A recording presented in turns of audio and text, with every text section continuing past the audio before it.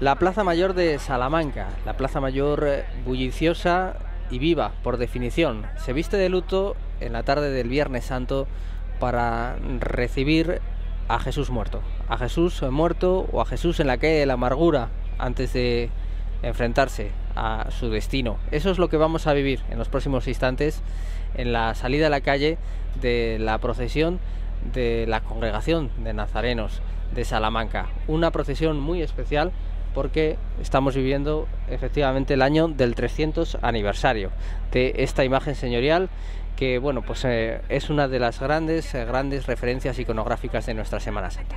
Está haciendo su entrada la congregación en la Plaza Mayor por el Arco del Corrillo y vamos a saludar a las personas que nos van a acompañar para ayudarnos también a comprender todo el significado, sentido y curiosidades que tiene esta salida procesional. Saludamos en primer lugar a Cecilia Hernández, compañera del Norte de Castilla, una de las periodistas cofrades de la ciudad de Salamanca, experta y entendidas. ¿Qué tal? Muy buenas noches. También continúa con nosotros, se lo agradecemos muy sinceramente, Raúl Alejo, compañero de Estampas de Pasión. Raúl, buenas noches. Hola Paco, buenas noches. Y está también con nosotros nuestro experto de cabecera en historia del arte. No podía faltar en la procesión, una de las procesiones más relevantes de este año por ese aniversario y una de las procesiones con uno de los tesoros imagineros de nuestra Semana Santa. Rafa López, buenas noches. Muy buenas noches, Paco. Bueno, pues comenzamos, si os parece, justamente por aquí. Cecilia, que has estado viviendo hasta hace unos instantes lo que estaba pasando en la calle, es una procesión, bueno, pues ahí tiene un cierto litigio, ¿no?, sobre si es la segunda más antigua de la ciudad o no, sí, con la Soledad, pero bueno, es evidente que es una de las que acumula sobre sí mayor carga de tradición y eso se nota también cuando sale en la calle de San Julián. Sí, se nota y tienen intención de que se note también. Ellos, bueno, le echan muchas ganas y le echan mucho interés y este año es el año del 300 aniversario, además de la imagen del Nazareno, es un año especial para ellos. De hecho, ahora cuando lleguen a la Plaza Mayor, en uno de los balcones está el estandarte con el logo del 300 aniversario y el paso se va a girar y va a hacer un gesto hacia ese logo. Es el único gesto que va a haber en esta procesión relativo al 300 aniversario, porque van a tener una procesión dentro de 2 semanas extraordinaria y única con el Nazareno, en la que se va a poder, pues, disfrutar de la talla y de la mirada del Nazareno, que es su característica. Efectivamente, el 9 de abril tendrá lugar esa salida extraordinaria aprobada para disfrutar en la calle, ya con un motivo abiertamente de alegría por los 300 años de esta imagen entre nosotros. Hoy decía la cofradía que era un día de reflexión, un día de penitencia, un Viernes Santo al fin y al cabo, y por eso se han eliminado casi por completo esas referencias al 300 aniversario, que estamos remarcando más la gente de fuera casi que ellos sí mismos. Y es importante, Rafa, lo remarcamos, yo creo, porque bueno, estamos hablando de una talla pues señorial, podemos decir, ¿no? Por una talla muy importante, esa imagen central de ese paso que ahora se detiene en su caminar, ese paso denominado así, Jesús en la calle de la amargura, y es ese Nazareno que, bueno, que a toda Salamanca ampara y envuelve con su mirada. Pues esta figura fue realizada por José de Larra, ahí lo tenemos, en el año 1716, cumplimos el 300 aniversario. José de Larra es un escultor que tiene bastantes obras en la ciudad de Salamanca y que bueno, pues está emparentado con la familia Churriguera. Porque ese era su segundo apellido. Él es José de Larra Churriguera y era hijo de una hermana de los 3 famosos artistas de los cuales conservamos obra en Salamanca, ¿no? Alberto, que hizo la plaza, Joaquín, que va a realizar también algunos de los más conocidos retablos que tenemos en la ciudad.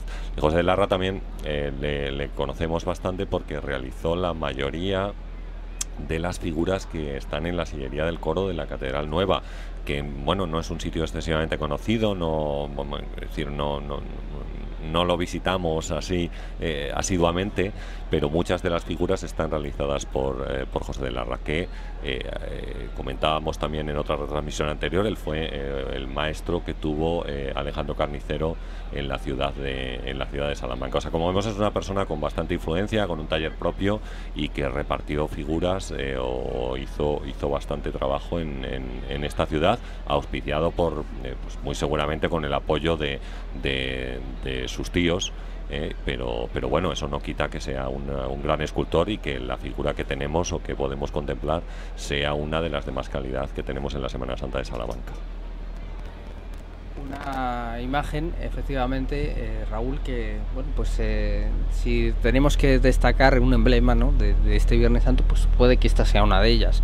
Es una imagen muy bonita, muy bien ejecutada, como nos ha explicado Rafa, pero también es una imagen muy devocional. Eso también es así, hay que remarcarlo. El rostro que tiene principalmente es lo que mayor devoción despierta del Nazareno de Salamanca, porque yo creo que sí que podíamos decir que es el Nazareno de Salamanca. Hay otros nazarenos, lógicamente, el que hemos visto antes, por ejemplo, el Nazareno chico, pero no le llega la envergadura, por decirlo así, ¿no?, de esta impresionante talla, porque lo tenemos que decir así.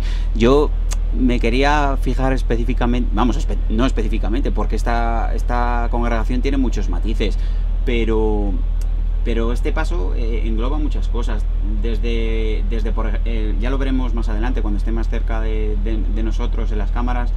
El frontal del paso es una congregación que está unida en el cielo y en la tierra, con los congregantes, con los que están en la vida, por decirlo así, los que ya partieron hacia el Padre. En ese frontal del paso están las cruces de los hermanos fallecidos de la congregación. Ellos desde siempre han pretendido que todos los hermanos congregantes, estén o no presentes, participen con ellos en la procesión. Eso es algo, la verdad, muy hermoso. Y ahora estamos viendo el hábito, que es el más antiguo de toda la Semana Santa de Salamanca. Es el original de cuando esta congregación se fundó, esta antañona congregación, porque ya tiene muchos años, más de 300 años, y que sirve de mortaja, que también eso hay que decirlo, ¿no? Para muchos hermanos, para todos los hermanos congregantes es la prenda que usarán cuando se amortajen para que sean enterrados. La verdad es que son muchos matices lo que engloba esta congregación en la Semana Santa de Salamanca, y muestra su historia verdaderamente. Como decíamos antes, en este 300 aniversario, desde la primera salida en procesión del paso de Jesús de la talla de Jesús Nazareno, pero todo su paso, porque la primera vez que salió con 8 figuras, sí, creo que fue así, ¿no?, con 8 figuras, y que luego a raíz de ahí, bueno, pues fueron retirándose alguna de ellas. El otro día nos explicaba precisamente Javier Blázquez cómo esta congregación había tomado de la Veracruz este hábito, que fue uno de los con los que procesionó la Veracruz, que durante siglos pues fue la única cofradía de Salamanca, de hecho la única que tenía privilegio para hacerlo, y precisamente en su seno pues acabó por surgir esta otra congregación que acabó incluso asumiendo como propio ese hábito que explicabas muy bien, Raúl, es hábito y es mortaja, que también es un rasgo que nos habla de otros tiempos. Y bueno, pues incluso tuvo que litigar abiertamente para que se le permitiera poder salir en procesión en Salamanca, porque ese era un privilegio que ostentaba en solitario la Veracruz. Así que estamos hablando, Cecilia, de una cofradía de mucha historia, y este año la prensa salmantina habéis hecho un trabajo especial por remarcarlo. Se han recordado vivencias, se ha recordado por ejemplo el peligro que sufría esta talla durante la Guerra de la Independencia, también que ha pasado por varios sitios. En fin, estamos hablando de historia viva de la Semana Santa. De hecho, creo que salió para celebrar el final de la Guerra Civil. En la ciudad hubo un desfile extraordinario para celebrar aquello. Sí, también ya, como decía antes, desde la hermandad, desde la congregación se ha potenciado mucho con presentaciones. Han presentado un libro, un cupón de la 11 que se dedicó, ahí estamos viendo una levantada y ya siguen adelante, un cupón de la 11, se ha intentado dar realce al 300 aniversario, que es una fecha indudablemente muy importante para ellos y para la Semana Santa de Salamanca, porque esta talla y la historia de la congregación le aporta valor y le aporta entidad a todo el conjunto.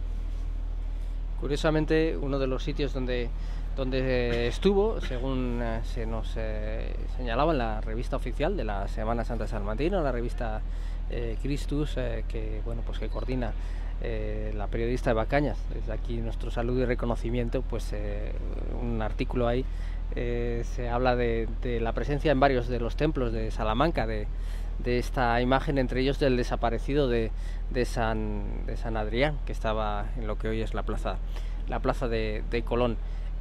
No sé qué podríamos decir, Rafa, de esta imagen así configurada mientras la vemos avanzar. Desde luego llama la atención en primer lugar su disposición, que es barroca y armónica a la vez, y también la calidad de los detalles.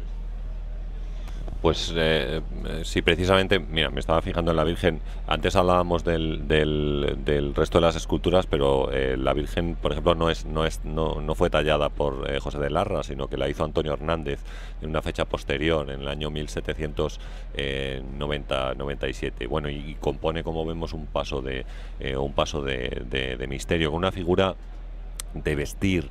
Pero José de Larra, y como es tradicional en la escultura castellana, se tallaba todo el cuerpo. Es decir, aquí sobre todo en la zona norte del país tallaban todo el cuerpo, aunque ponían especial énfasis pues en ciertas partes, ¿no? Pero la cara del Cristo,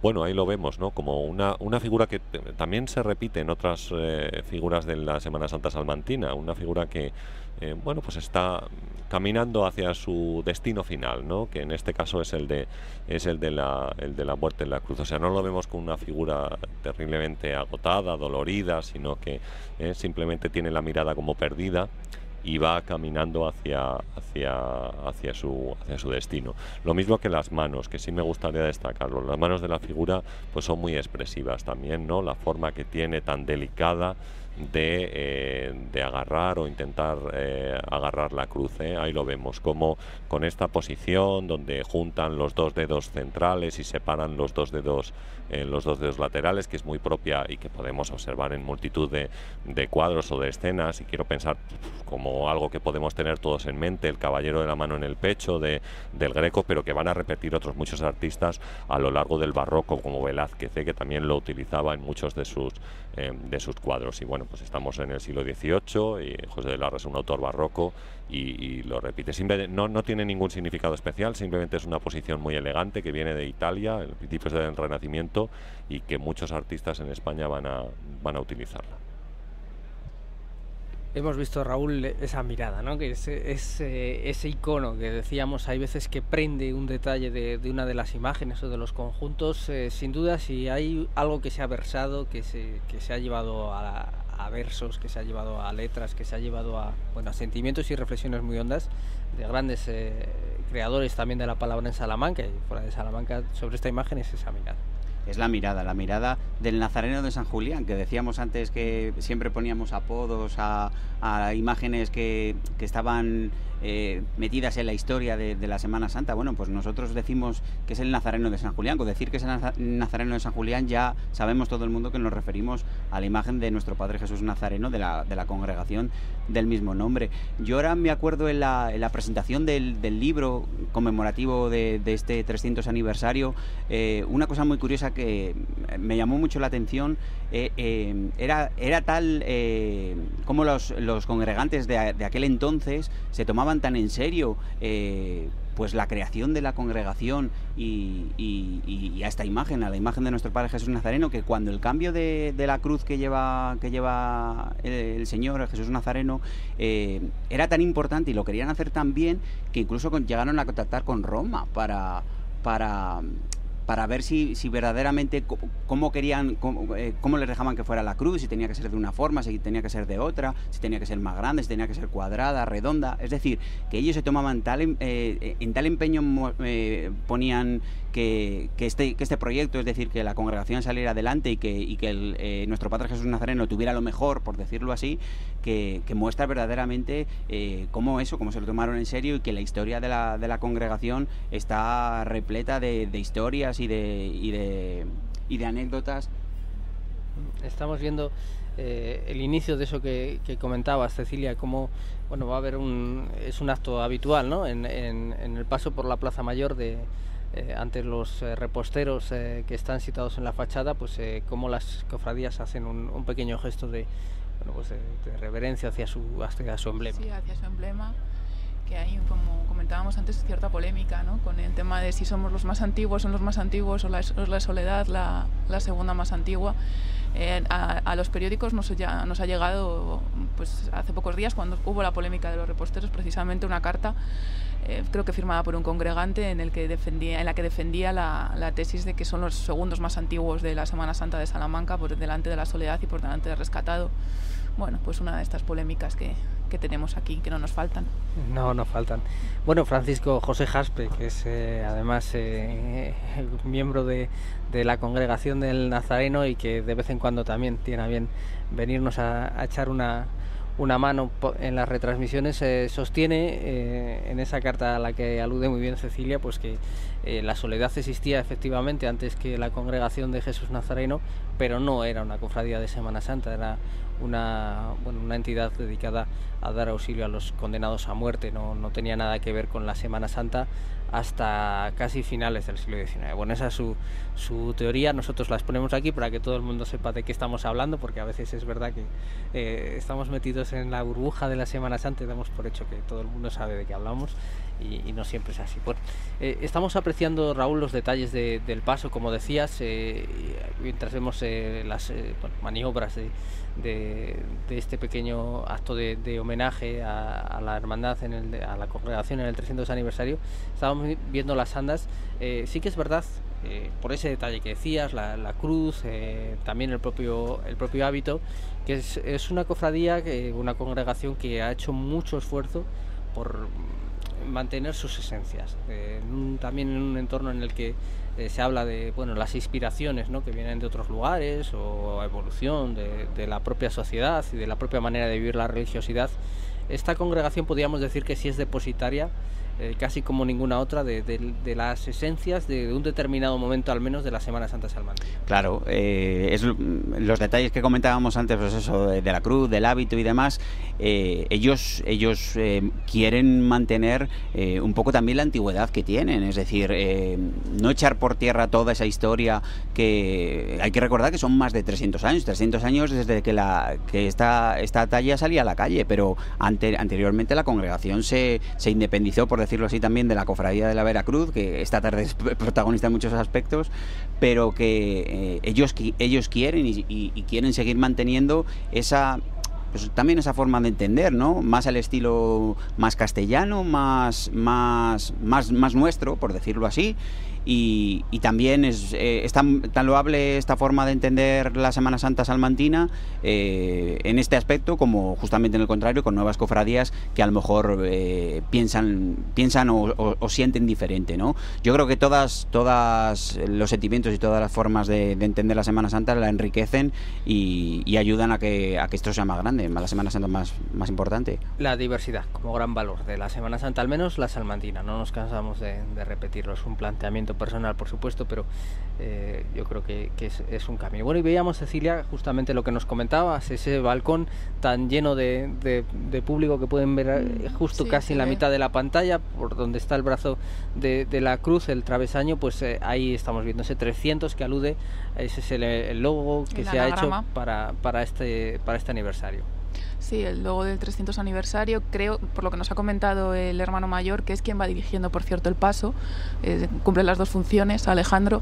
Lo que nos ha comentado a la salida de San Julián es que iban a hacer también un pequeño gesto a ese logo, a ese anagrama, en reconocimiento a esos 300 años, que era, como decíamos antes, es el único gesto que va a haber durante la procesión relativo al aniversario, porque ya tendrán, creo que el próximo fin de semana tienen una serie de actos religiosos y al siguiente tienen la procesión extraordinaria, que creo que va a seguir el recorrido antiguo, el recorrido inicial, va a ir a San Esteban y va, pues a recrearse un poco en la historia de esta congregación.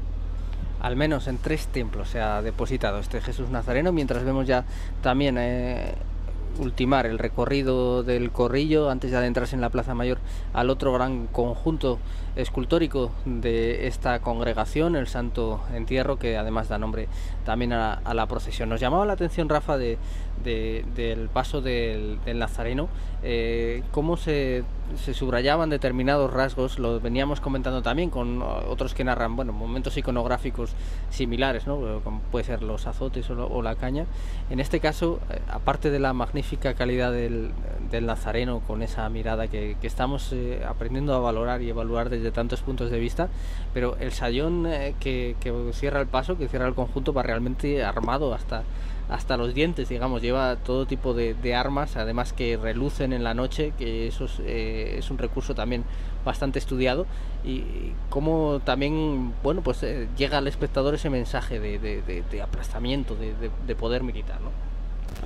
Sí, y los artistas, como decíamos, antes de realizar este tipo de obras se documentaban perfectamente para digamos que ponían interés en aquello que tenían que representar, es decir, no solamente es decir, cómo había sido maltratado el cuerpo de Jesucristo, de qué manera le podía afectar, qué posiciones podía adoptar, todo ese tipo de cosas, adaptándolo a la estética de cada momento. Y quiero recordar, por ejemplo, cuando yo estudiaba las figuras de Alejandro Carnicero, cómo él se había documentado, parecía perfectamente para realizar los trajes romanos, los sayones que aparecen tanto por ejemplo, en los azotes. Y aquí tenemos un ejemplo similar, muy parecido, es decir, José de Larra estudia perfectamente cómo es el traje militar romano e intenta adaptarlo a las figuras para darle un mayor realismo y veracidad, ¿no? Para explicarle a la gente que no conoce ese tipo de cosas, que no ha tenido acceso tampoco a, digamos, una educación, a aprender a leer y a escribir, pues cómo vestía esta gente y como tú has comentado, es decir, el poderío militar de Roma a lo largo de todo su imperio, pues es lo que sustentaba realmente a toda esta gente. Una cosa muy curiosa, porque en un libro que leí hace poco tiempo decía que, y es cierto, yo estoy convencido de que es verdad, pues los romanos despreciaban por completo a los judíos. Ellos, es decir, habían llegado a tal punto de desarrollo que no llegaban a comprender a esta gente, los veían como un pueblo completamente atrasado, con una religión que no tenía ningún sentido ni ninguna conexión con lo que ellos creían, y que, claro, al ser la potencia mundial de ese momento, pues pensaban que eran lo más, ¿no? que eran lo mejor. Entonces esa creencia de que solamente existía un solo Dios y demás, a ellos les parecía como algo tan arcaico que era algo imposible. Entonces les despreciaban por completo, tanto a los judíos, y no llegaban a comprender todos estos problemas que se suscitaban con la religión, que si había llegado el Mesías, que quién era el Mesías, que cómo era posible que esta persona fuera hijo de Dios. Era una cosa que a ellos les desbordaba, ¿no? Entonces, pues yo creo que todo este tipo de cosas también es interesante, reflexionar sobre ellas y verlas en cada uno de los pasos que tenemos aquí, asociando figuras, pues como decimos, esa mirada perdida de Jesucristo, o esos sayones que están cumpliendo con su trabajo y que normalmente asociamos con cierta fealdad o con pues no sé, con una identificación de buenos y malos. Posiblemente el romano pues estaba cumpliendo con su trabajo. Y así es un poco como lo representan, pero en otros casos vemos figuras que se ensañan golpeando a Jesucristo, y se les representa con otro tipo de rostros pues mucho más desagradables. Justamente lo llamativo de este paso, mientras vemos esa imagen mariana que ya comentabas anteriormente, que no es de la misma mano de José de Larra, es que hay un cierto análisis psicológico. Yo lo veo así, ¿no? Sobre todo ahora que en este año hemos trabajado tanto sobre este conjunto tan relevante para la Semana Santa salmantina, cómo Simón de Cirene muestra su indiferencia.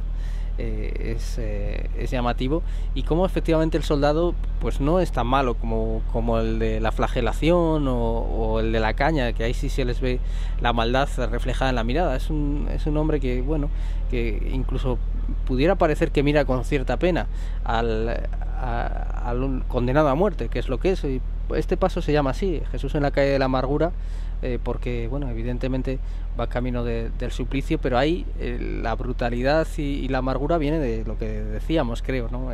Cómo no puede llevar más armas, el hacha, la espada, la lanza, en fin, y la propia cruz.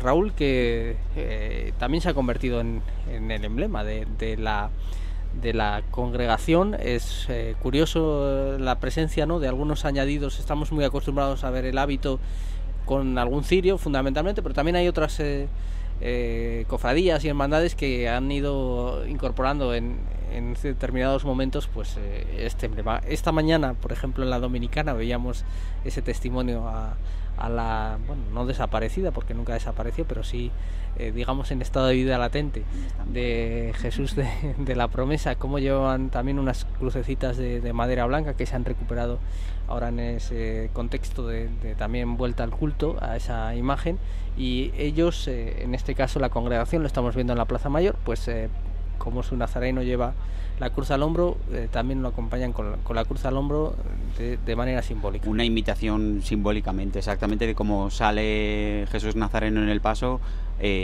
pues igual ellos acompañando en la procesión. Sí que es verdad que no estamos acostumbrados, por decirlo así, en la Semana Santa de Salamanca, ya que la mayoría de las cofradías salen a la calle pues con vela natural, o algunas cofradías todavía con algún cirio eléctrico y tal, como veremos después con Jesús rescatado.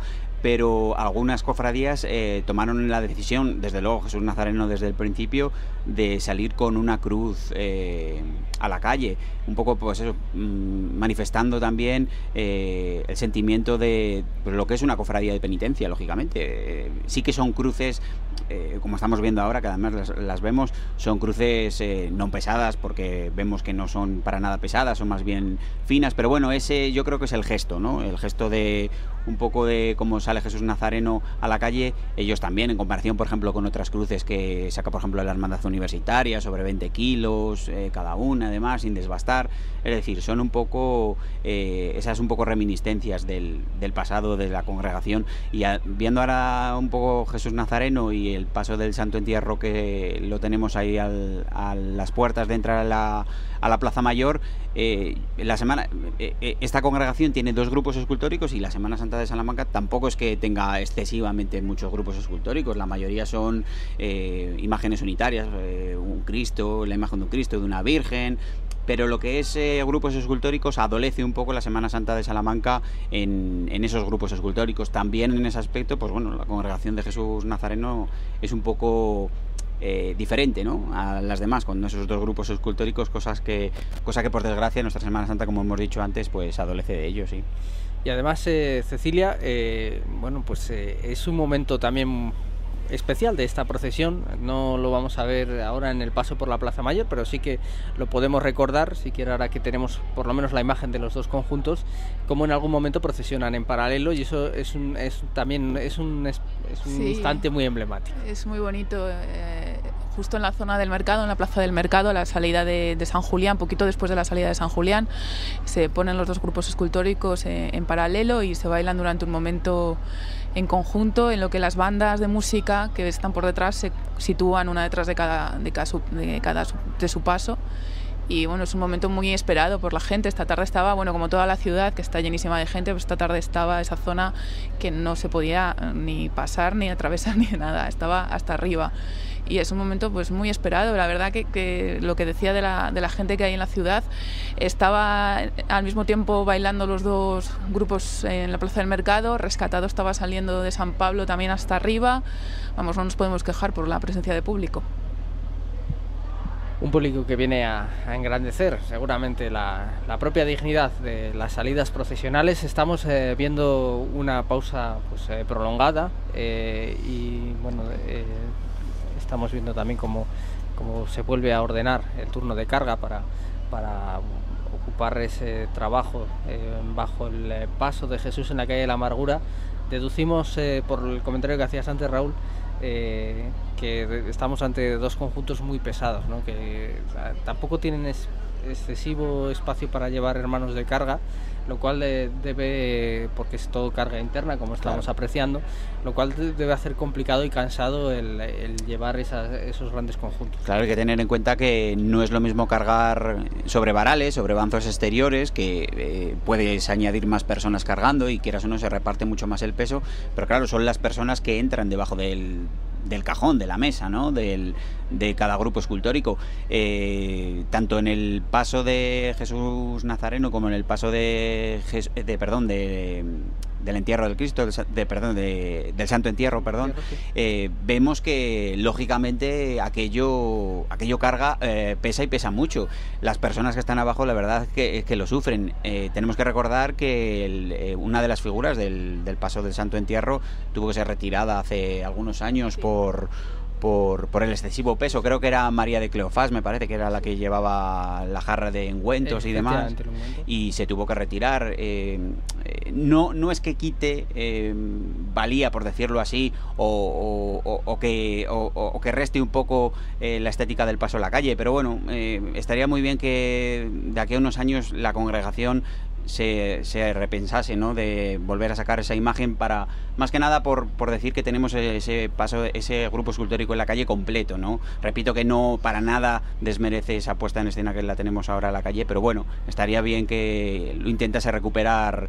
Pero claro, el problema de las cargas es complicado. Es complicado, es lo que decíamos antes, pesan mucho y para ellos, bueno, pues les cuesta.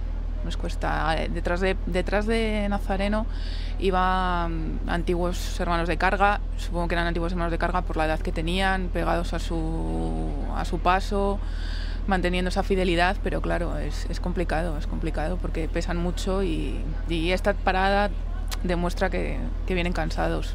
Sí, y que ya no pueden arrimar el hombro, nunca mejor dicho, Cecilia. Bueno, estamos viendo efectivamente una pausa larga en la Plaza Mayor, en la que, bueno, pues como venimos comentando a lo largo de toda la tarde, se concitan intereses diversos y, bueno, pues personas que van y vienen. A lo mejor en otras calles vemos más específicamente público que viene a la procesión, y aquí es posible que sea más público que se la encuentra, es posible. Pero bueno, quería que puede ser un buen momento para reflexionar, Rafa, sobre una cuestión, ya que hablaba Raúl de esas mortajas que sirven de hábito a la vez, ya que en esta Plaza Mayor hay también alguna curiosidad relacionada con ello. Por ejemplo, todos hemos visto esa inscripción de "aquí murió una mujer, rueguen a Dios por ella", que bueno, está ahí por determinar un poco exactamente lo que sucedió. La presencia de la muerte en esos momentos de la España barroca hace 300 años era muy distinta de lo que hoy es, y claro, también conviene hacer un poco de contexto social y de mentalidad psicológica para que entendamos también el impacto y el sentido verdadero de imágenes como esta, tan histórica como Jesús Nazareno. Claro, yo creo que siempre que observamos una obra artística, una de las cosas que debemos hacer es intentar meternos en la mentalidad de la época. Yo creo que es la primera reflexión que debemos hacer, y cómo la gente de ese momento observa cada una de las obras. Mira, por ejemplo, y ahora una cosa que tenemos ahora en Salamanca, que ha salido a la luz, o que bueno, que se puede ver desde hace poco tiempo, que es la fachada de la iglesia de San Martín. Esta nueva fachada nueva, que no se veía antes, la fachada románica del siglo XII de la iglesia de San Martín, y cómo esas figuras estaban pintadas, que normalmente no las solemos ver así, las solemos ver porque han perdido la pintura, igual que sucedía, por ejemplo, en Santiago de Compostela, ¿no? Cuando entrabas en la iglesia, la sorpresa era encontrar todas las figuras pintadas, y bueno, pues esa pintura ya no se conserva. Yo creo que una de las pocas que conserva la pintura, que tenemos muy cerca, es la Colegiata de Toro, por ejemplo, que conserva todavía en la coronación de la Virgen, que es el tema central, pues conserva las pinturas. Bueno, pues eso lo podemos trasladar exactamente igual al siglo XVII o al siglo XVIII, donde estamos, ¿no? Donde parece que es un momento donde las pasiones están muy a flor de piel, y donde la teatralidad pues está muy presente. Nosotros, cuando yo trabajaba en el Dados, en el Museo de Arte Contemporáneo, pues dedicamos una exposición al diálogo que podía haber entre el barroco y el neobarroco, y entonces intentábamos llegar a concluir que estábamos viviendo una nueva época barroca ahora mismo, por todo ese tema de la teatralidad y todo el tema que tiene que ver sobre todo con el espectáculo, que muchas veces, y esto quiero decirlo, el espectáculo nos desvía de otras cosas que son mucho más importantes. Eso decía Guy Debord, ¿no? Que era un pensador situacionista que bueno, pues desarrolla su trabajo a finales de los años 60, 70, los 80, más ligado al cine en su última etapa, pero bueno, él decía que nuestra sociedad iba caminando un poco hacia un espectáculo en el cual no teníamos tiempo libre, sino que enlazábamos un espectáculo con otro, y este con otro, y este con otro, y eso nos impedía centrarnos en las cosas más importantes que había. Pues a lo mejor estábamos en un momento similar en el barroco. Y bueno, yo creo que está bien apuntar eso y reflexionar un poco sobre lo que yo acabo de decir. No sé, y Guy Debord es un pensador que me gusta, no coincido con él en muchas cosas, pero es un pensador que en ese tipo de cosas y en eso que tiene que ver con nuestro espectáculo que vivimos cada día, pues que está bien pensar sobre ello, y quizás estamos en un momento similar. Por eso aludo a todo ese tipo de cosas, a la teatralidad, a lo que significa incluso tener pasos de Semana Santa en la calle, si solamente vemos los pasos como un espectáculo y nada más. Si no hay nada más y no tenemos un poco más, pues quizás no tiene ningún sentido. Pero claro, debemos abandonar toda esa idea de teatralidad o de lo bonitas que pueden ser las esculturas que estamos viendo ahora mismo, que son maravillosas, para tener un espacio de reflexión que a veces en nuestra vida nos falta. Estoy muy filosófico, me he puesto. Son reflexiones muy, muy oportunas. Esta mañana veíamos al Santo Cristo de la Buena Muerte, al Santísimo Cristo de la Buena Muerte de la Hermandad Dominicana. Raúl, tú ibas ahí, muy cerquita. En uno de los ciriales que acompañaban al paso se veía perfectamente la leyenda: fui refugiado y me acogiste. Lo que venimos diciendo, ¿no? Ahí, la Semana Santa no puede ser tampoco una esfera cerrada que salga a la calle con una manifestación pues antropológica, artística, histórica y patrimonial. En esta procesión lo vemos todo ello recogido, musical también, ahora que vemos también aparecer ahí a la agrupación musical La Estrella, una presencia también muy destacada en la Semana Santa salmantina, con mucha aportación de calidad. Bueno, decía, no puede ser que viva al margen de lo que está pasando en la sociedad, no ha sido así nunca, y aunque estemos hablando de una congregación que es verdad que está muy cerrada en sus tradiciones, pero bueno, que también es una reflexión interesante que ponía sobre la mesa Rafa. Claro, si es que la Semana Santa la hacen las personas, la hacemos las personas, porque bueno, los que estamos aquí, algunos somos cofrades, otros no, pero bueno, más o menos todos estamos metidos en este mundillo, ¿no? Yo creo que, y más en estos tiempos, y más en esta semana, a raíz de los atentados de esta semana acaecidos en Bruselas y demás, todas las cofradías de una forma u otra han tenido recuerdos a ellos, a las víctimas de estos atentados, ya sea por actos, oraciones antes de la salida o de la entrada de las procesiones, crespones negros, como hemos visto también esta mañana en la Hermandad Dominicana. Son acciones que verdaderamente la Semana Santa y las personas no podemos cerrarnos en el mundo de las cofradías y abrirnos. Nos tenemos que abrir a los problemas que por desgracia en nuestra sociedad cada vez hay muchas personas que pasan hambre, que lo están pasando mal a cuenta de la crisis económica. La Semana Santa, repito, tiene que estar abierta a esos problemas, y si solamente nos quedáramos con un poco lo que decía Rafa antes, en estas procesiones, en que salgamos a las calles de una forma más digna, menos digna, no, las cofradías hoy por hoy tienen que tener su cuota de caridad, de ayudar al prójimo, porque si no, no tendría ningún sentido, y la mayoría de ellas durante todo el año realizan acciones para recaudar fondos a las personas necesitadas, realizan rifas, torneos de baloncesto, como dentro de poco va a realizar la Hermandad de Jesús Despojado. Es decir, la Semana Santa de Salamanca y sus cofradías están abiertas a los problemas y están pendientes de los problemas de la sociedad, principalmente de Salamanca, y eso hay que valorarlo también. Esta misma tarde la Veracruz, la levantada de la Virgen de los Dolores ha ido por los atentados de Bruselas y demás, y ayer la levantada del prendimiento fue por los niños que tienen cáncer, que están en el hospital, igual que la borriquilla el otro día. El martes santo, pues una universitaria también tuvo un toque, fue el mismo día de los atentados y también se dijo, o sea, están todas muy metidas ahí, muy concienciadas, es evidente, aparte de las actividades sociales que, como bien decías, realizan durante todo el año. Es uno de los aspectos, yo creo, en lo que más ha avanzado también la Semana Santa salmantina. Antes eran la mayoría de ellas, no vamos a ser injustos tampoco, pero eran cofradías para salir en Semana Santa, y ahora pues se va creando también más vida de hermandad, que creo que también es el objetivo que buscan normalmente quienes las tratan de impulsar. Hay un comentario, Cecilia, que creo que también es interesante realizar. Estamos, decía yo al principio de la retransmisión, en el gran salón de estar de Salamanca, ¿no? En esta magnífica sala que tenemos de encuentro los salmantinos, esta Plaza Mayor, para muchos pues bueno, la más bonita del mundo, y ahí vemos en los balcones colgadas, ¿no? Pues distintas alusiones a cofradías, precisamente. Sí. Hay algunas muy clásicas, la Piedad Soledad. Tiene la Soledad, la Piedad, este año la del 300 aniversario del Nazareno, ahí la vemos.